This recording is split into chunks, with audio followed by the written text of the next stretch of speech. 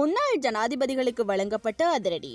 முன்னாள் ஜனாதிபதிகளான சந்திரிகா பண்டாரநாயக்க குமாரதுங்க, மஹிந்த ராஜபக்ச, மைத்ரிபால சிறிசேன, கோட்டாபய ராஜபக்ச மற்றும் ரணில் விக்ரமசிங்கவுக்கு மற்றுமொரு வரப்பிரசாதம் அதிரடியாக குறைக்கப்பட்டுள்ளது.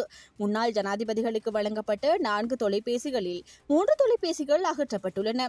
அதன்படி ஒரு முன்னாள் ஜனாதிபதி தற்போது ஒரு தொலைபேசியை மட்டுமே வைத்திருக்கின்றார். இந்த விடயம் தொடர்பாக முன்னாள் ஜனாதிபதி மைத்ரிபால சிறிசேனவின் பணிப்பாளர் ஒருவரிடம் நாம் வினவிய போது, முன்னாள் ஜனாதிபதிக்கு வழங்கப்பட்ட 4 தொலைபேசிகளில் 3 தொலைபேசிகள் அகற்றப்பட்டுள்ளதாக அவர் தெரிவித்தார். ஊழியர்களின் எண்ணிக்கையும் குறைவாக இருப்பதாகவும் அதிகாரப்பூர்வ வாகனங்களின் எண்ணிக்கையும் 2ஆக குறைக்கப்பட்டுள்ளதாகவும் அந்த அதிகாரி கூறினார்.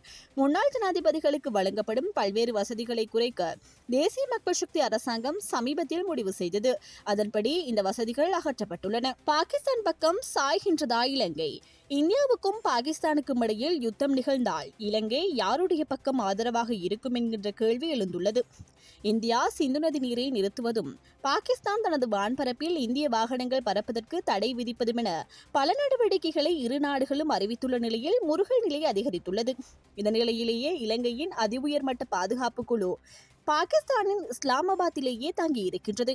இந்த விடயத்தில் பாகிஸ்தான் சார்பாக தாம் இருப்பதாக இலங்கை அரசு வெளிப்படுத்த முயல்கின்றது. குறிப்பாக இலங்கை அரசு இந்த விவகாரத்திலேயே ஒரு நடுநிலையான தன்மையை வகிக்க தான் இருப்பதாக வெளிக்காட்டிக் கொண்டிருக்கிறது. அரசு மற்றும் தனியார் துறை ஊழியர்களுக்கு வாக்களிப்பதற்காக தேர்தல் சட்டத்தின் விதிகளின்படி விடுமுறை வழங்க நடவடிக்கை எடுக்குமாறு தேர்தல் ஆணைக்குழு நிறுவன தலைவர்களிடம் கோரிக்கை விடுத்துள்ளது. இன்று தேர்தல் ஆணைக்குழுவில் நடைபெற்ற ஊடக சந்திப்பில் கலந்து கொண்டு கருத்து தெரிவித்த RMAL ரத்நாயக்க, பல்கலைக்கழகங்கள், மேலதிக வகுப்புகள், ஆடை தொழிற்சாலைகளில் பணிபுரியும் ஊழியர்கள் மற்றும் மாணவர்களுக்கு விடுமுறை வழங்குவது அவசியமானது என தெரிவித்தார். அரசு அதிகாரிகளுக்கு வாக்களிப்பு நிலையங்களுக்கு செல்ல வேண்டிய தூரத்தை பொறுத்து நிறுவன தலைவர் தீர்மானிக்கும் போதுமான கால அவகாசத்துடன் குறைந்தபட்சம் 2 மணி நேர விடுமுறை வழங்குவது அவசியம் என தலைவர் இதன்போது சுட்டிக்காட்டினார். தனியார் துறைக்கு விடுமுறை வழங்குவதாகவும் தேர்தல் ஆணைக்குழு சுற்றறிக்கையை வெளியிட்டுள்ளது. வாக்களிப்பு நிலையத்துக்கு 40 கிலோமீட்டர் அல்லது அதற்கு குறைவாக இருந்தால் அரை நாள், 40 முதல் 100 கிலோமீட்டர் வரை இருந்தால் ஒரு நாள், 100 முதல் 150 கிலோமீட்டர் வரை இருந்தால் 1.5 நாள், 150 கிலோமீட்டருக்கு மேல் இருந்தால் 2 நாட்கள் விடுமுறை வழங்கப்பட வேண்டும் என குறிப்பிடப்பட்டுள்ளது. எனினும் சில வாக்காளர்களுக்கு வாக்களிப்பு நிலையங்களுக்கு செல்ல வேண்டிய தூரத்தை பொறுத்து அதற்கு மேல் கூடுதல் நாட்கள் விடுமுறை தேவைப்படலாம் என தேர்தல் ஆணைக்குழு தலைவர் RMAL ரத்நாயக்க இதன்போது தெரிவித்தார்.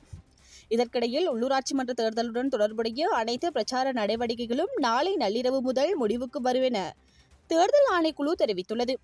அதன்படி மே 3ஆம் தேதிக்கு பின்னர் தேர்தல் நாள் வரையிலான காலம் தேர்தல் அமைதி காலமாக கருதப்படுகின்றது. தற்போது உத்தியோகபூர்வ வாக்காளர் அட்டைகளை வீடு வீடாக விநியோகிக்கும் பணி முடிவடைந்துள்ளது. உத்தியோகபூர்வ வாக்காளர் அட்டைகள் கிடைக்காதவர்கள் தமது பிரதேசத்தில் உள்ள உப தபால் அலுவலகத்திற்கு சென்று அந்த அட்டைகளை பெற்றுக்கொள்ள முடியும் என தேர்தல் ஆணைக்குழு தெரிவித்துள்ளது. 3 நாட்களுக்கு நிறுவப்பட்டுள்ள கடவு சீட்டு ஒரு நாள் சேவை. ஒரு நாள் சேவையில் கடவு சீட்டு பெற்றுக்கொள்வதற்காக 24 மணி நேரம் செயல்படும் சேவை எதிர்வரும் 5, 6, 7ஆம் தேதிகளில் நிறுவப்படும் என பதில் குடிவரவு குடியகழ்வு ஆணையாளர் நாயகம் தெரிவித்துள்ளார்.